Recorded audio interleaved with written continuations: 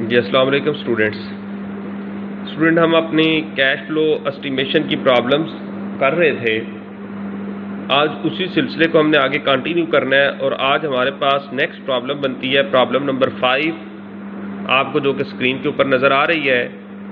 इस प्रॉब्लम में हमें वो कह रहा है कि Hagen industries is considering a propose project.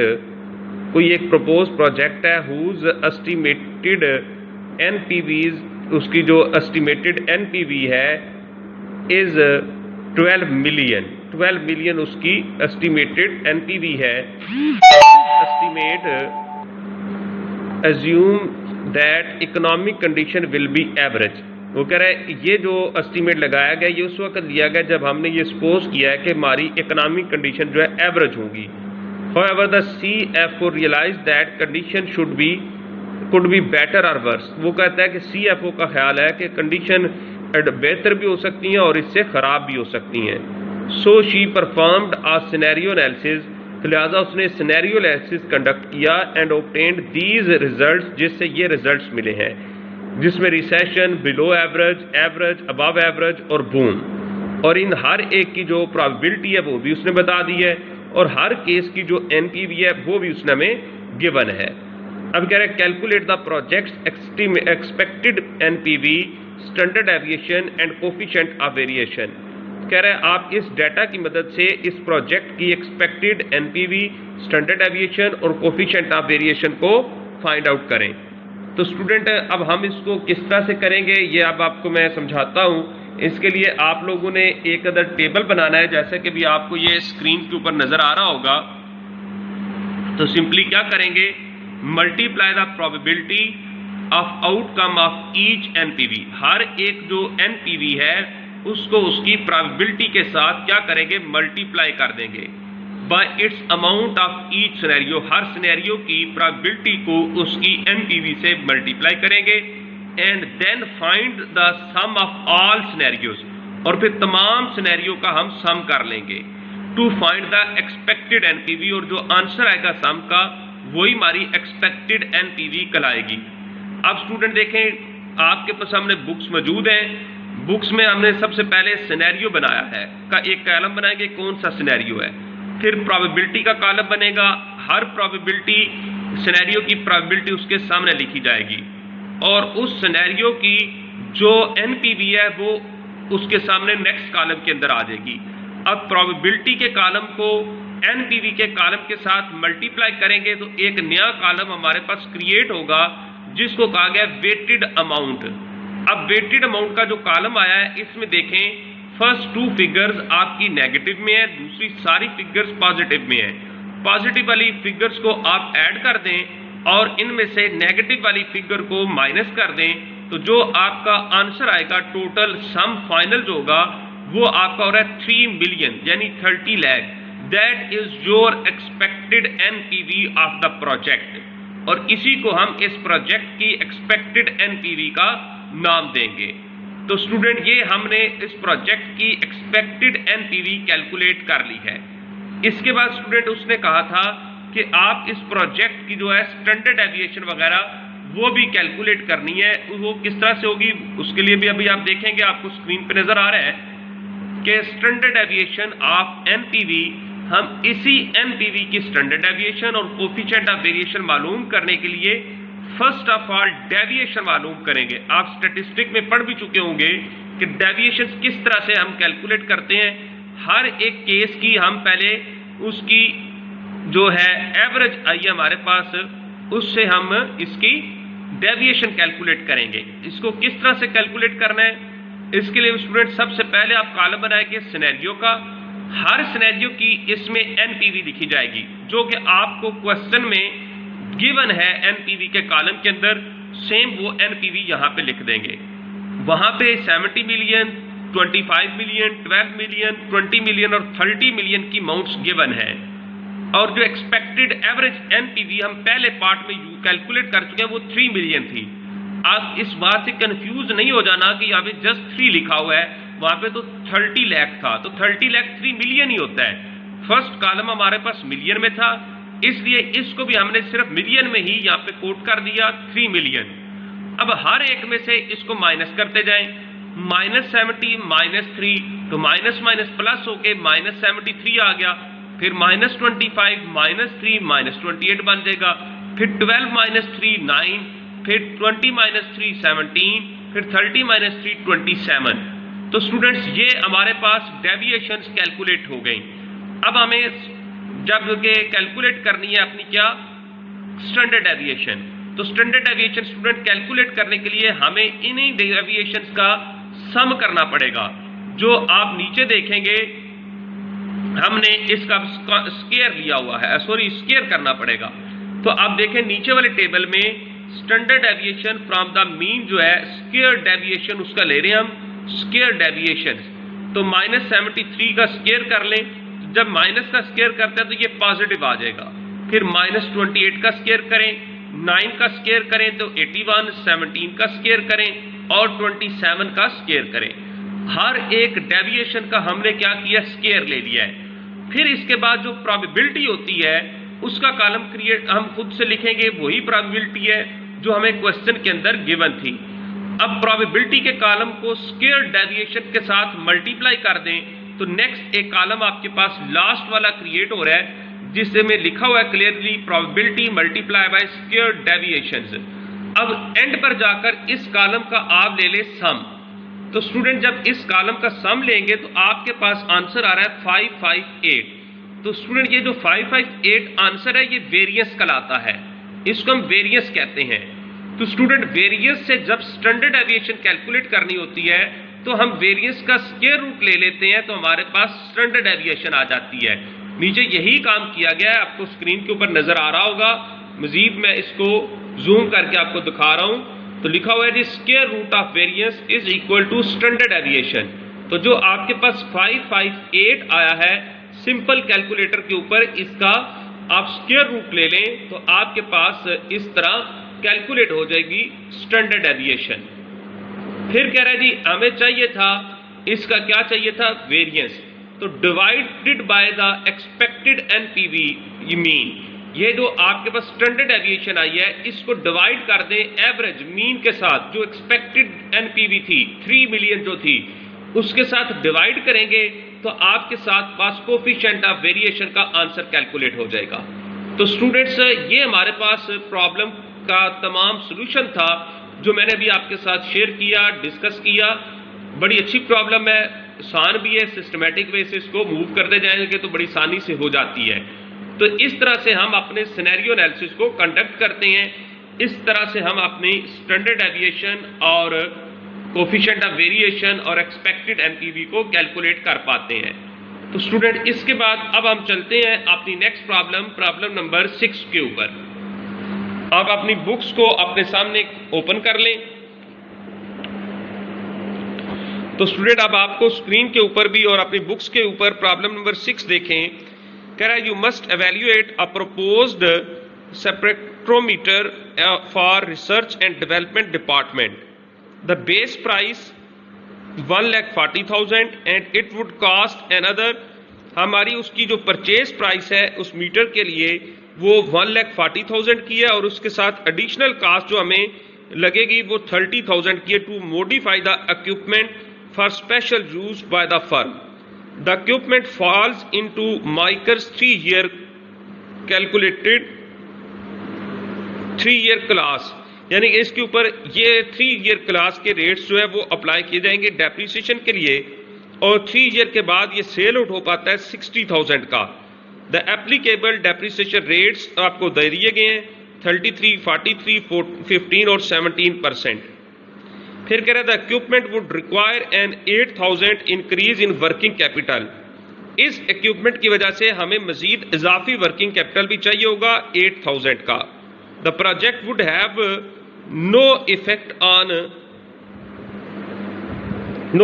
revenues। इस प्रोजेक्ट की वजह से रेवेन्यूज के ऊपर कोई इजाफा नहीं होता, but it should save the firm 50,000 per year. लेकिन ये लेबर कास्ट को रिड्यूस करता है, हमें लेबर में सेविंग हो जाएगी, वही हमारा इसका फायदा है। इस इक्विपमेंट का 50,000 की सेविंग हो रही है। The firms marginal federal plus state tax rate 40% हमें गिवन है। what is the net cost of the spectrometer, that is what is the year zero project cash flows। पहले साल का कैश आउटफ्लो क्या है? पहले साल का जो कैश आउटफ्लो है वही स्टूडेंट हमारे पास इनिशियल इन्वेस्टमेंट कहलाता है। तो इसको हमने भी कैलकुलेट करना है अपनी फर्स्ट रिक्वायरमेंट को। जिस स्टूडेंट इसको किस तरह से कैलकुलेट कर सकते हैं, सबसे पहले देखें हमने बेस प्राइस लिखनी है। ये ब्रैकेट बेस प्राइस के ग्रेड इसलिए लगाई गई क्योंकि ये आउटफ्लो है। इसके बाद हमें जब इस प्रोजेक्ट को टेक ओवर कर रहे थे तो हमें मॉडिफिकेशन कुछ इक्विपमेंट में करना पड़ रही थी, उसके ऊपर हमारी कास्ट थी 30,000 की, वो भी हमारे इस कास्ट के अंदर ऐड हो गई। फिर वर्किंग कैपिटल में हमें जो है वो भी इंक्रीज हो रहा था, वो भी कास्ट में ऐड हो गया 8,000 का। तो इन सब को ऐड कर ले तो हमारे पास कैश आउटफ्लो या आउटले जो है, जो इनिशियल इन्वेस्टमेंट है वो कैलकुलेट हो जाएगी और वो कितनी बन रही है 1,78,000 की आपकी ये इनिशियल इन्वेस्टमेंट है। जीरो टाइम पीरियड के ऊपर हमारा कैश आउटले हो रहा है। तो ये हमारी फर्स्ट इसकी रिक्वायरमेंट ये कंप्लीट हो जाती है। तो स्टूडेंट इसकी दूसरी रिक्वायरमेंट थी हमारे पास what are the net operating cash flows in year 1, 2 and 3 कि इसके ईयर 1, 2 और 3 के अंदर नेट ऑपरेटिंग कैश फ्लोज क्या होंगे। तो स्टूडेंट इसके ऊपर लास्ट लेक्चर में भी हमने एक न्यूमेरिकल सॉल्व किया था। कैसे करेंगे कि हमने कहा था उसके लिए डेप्रिसिएशन कैलकुलेट करेंगे, फिर डेप्रिसिएशन की मदद से हम सेविंग कैलकुलेट करते हैं। उस सेविंग के लिए फिर हमने कहा था कि उसकी प्रेजेंट वैल्यूज को मालूम करेंगे और वहां से हमारे पास net operating cash flows calculate होंगे। अभी मैं आपको मजीद इसको स्क्रीन के ऊपर शो भी कराता हूं किस तरह से हम इसको लेंगे। आप इसको देखिए students, B requirement year 1, 2, 3 after tax saving. ये देखें उसने कहा था क्वेश्चन की लास्ट में लिखा हुआ था इस प्रोजेक्ट की वजह से हमें 50,000 कास्ट में जो है सेव होता है, लेकिन यहां पे आफ्टर टैक्स सेविंग है, उस 50,000 को आफ्टर टैक्स करना है। उसके लिए स्टूडेंट ये देखें नोट में आपको नीचे नजर आ रहा है इसको आफ्टर टैक्स किस तरह से किया गया है। 50,000 इंटू 1 माइनस टी अब इज इक्वल टू 50,000 हमारी saving, 1 minus T tax rate 40 given था, 1 में से 0.4 माइनस हुआ तो 0.6 बन गया। तो इसको फाइनल करें तो ये 30,000 आपकी सेविंग हो जाएगी। तो वही हमने ऊपर शो की हुई है, तीनों साल में हमारे पास 30,000 की ये सेविंग आ जाएगी। आप बेशक इसको कॉलम की फॉर्म में बनाकर कर लें। पहले कॉलम में आप ईयर्स लिखें 1, 2, 3, दूसरे कॉलम में लिखें आफ्टर टैक्स सेविंग। हर एक साल की सेविंग सेम आ रही है 30,000 और 30,000। इसके बाद हमने चाहिए डेप्रिसिएशन टैक्स सेविंग। डेप्रिसिएशन में टैक्स सेविंग कितनी होती है उसके लिए नोट नंबर 2 में आप देखेंगे the depreciation expense in each year is the depreciable basis. अब देखें कि आपके पास ये ऊपर जो बेस प्राइस कैलकुलेट की है उसमें 3 चीजें शामिल थी, बेस प्राइस और मॉडिफिकेशन कास्ट और जो net working increase in working capital है। ये आपको पता है कि वापस मिल जाने वाली अमाउंट होती है, इसलिए इसको अब डेप्रिशिएबल कॉस्ट में हम ऐड नहीं करेंगे। 1,70,000 यहां पे डेप्रिशिएबल वैल्यू ली गई है 1,70,000। अब इस 1,70,000 को हर साल के रेट के साथ मल्टीप्लाई करते जाए डेप्रिसिएशन के रेट के साथ, जो कि अभी क्वेश्चन में आपने देखे हैं 33% first year, 45% second year and 15% in third year. हर साल को में हर एक साल के रेट को उसकी डेप्रिशिएबल वैल्यू से मल्टीप्लाई करें, आपको हर साल की डेप्रिसिएशन मिल जाएगी। तो जो डेप्रिसिएशन एक्सपेंस कितना बन रहा है वो भी यहाँ पे कैलकुलेट करके दे दिया है। पहले साल में 56,100, फिर 76,500 और फिर 25,500। ये कैसे आया? 1,70,000 को हर साल के डेप्रिसिएशन रेट के साथ हमने सिंपली मल्टीप्लाई किया है। इसके बाद हमें डेप्रिसिएशन टैक्स सेविंग चाहिए, वो कैसे आएगी? नेक्स्ट यही बता रहा है the depreciation tax saving is calculated as tax rate 40% multiply by depreciation expense. अब हर साल के डेप्रिसिएशन एक्सपेंस को जो तीनों साल का आपने कैलकुलेट किया है 56,100, 76,500, 25,500, इन डेप्रिसिएशन एक्सपेंस को आप टैक्स रेट के साथ मल्टीप्लाई करते जाएं तो आपके पास टैक्स डेप्रिसिएशन टैक्स सेविंग का आंसर आ जाएगा, जो कि आपको ये जहां पर गिवन दिया हुआ स्क्रीन पे नजर आ रहा है, डेप्रिसिएशन टैक्स सेविंग, ये आपको नजर आ रही होगी। जब ये आपके पास कैलकुलेट हो गई, अब आपके पास टैक्स सेविंग और ये डेप्रिसिएशन सेविंग दोनों को ऐड करें तो आपके पास आंसर आ जाएगा नेट ऑपरेटिंग कैश फ्लो का। तो ये स्टूडेंट हमारे पास इस क्वेश्चन की दूसरी रिक्वायरमेंट थी। चाहे तो आप इसको टेबल की फॉर्म में कर लें, चाहे इस तरह से करें, आपकी मर्जी है। दोनों तरीकाकार से मैंने आपको एक्सप्लेन कर दिया है। स्टूडेंट इसके बाद इसकी थर्ड रिक्वायरमेंट थी, what is the terminal cash flow. अब हमने टर्मिनल कैश फ्लो इसका कैलकुलेट करना है। स्टूडेंट्स इसको किस तरह से कैलकुलेट करेंगे, ये अभी आपको ये स्क्रीन पे शो मैं कर रहा हूं। तो इसका टर्मिनल कैश फ्लो कितना कैलकुलेट हुआ है, 48,760। ये किस तरह से कैलकुलेट हो रहा है, इसकी वर्किंग नीचे आ रही है। सॉल्वेज वैल्यू उसने क्वेश्चन में बताई थी कि तीसरे साल के एंड पे वो 60,000 का सेल आउट हो पाता है। अब इस सॉल्वेज वैल्यू के ऊपर टैक्स लगाना है।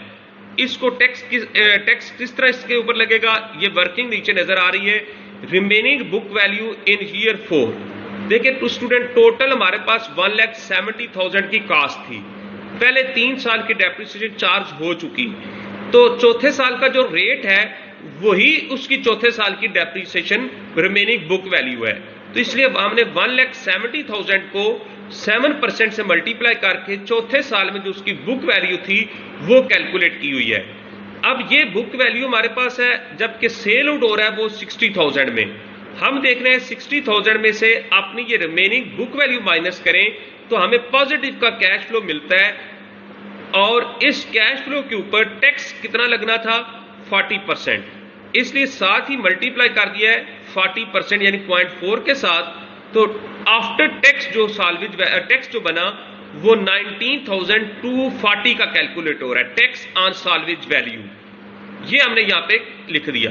ऊपर देखिए साल्वेज वैल्यू और टैक्स जो है ये पे करना है, इसलिए इसके गिर्द ब्रैकेट लगा दी।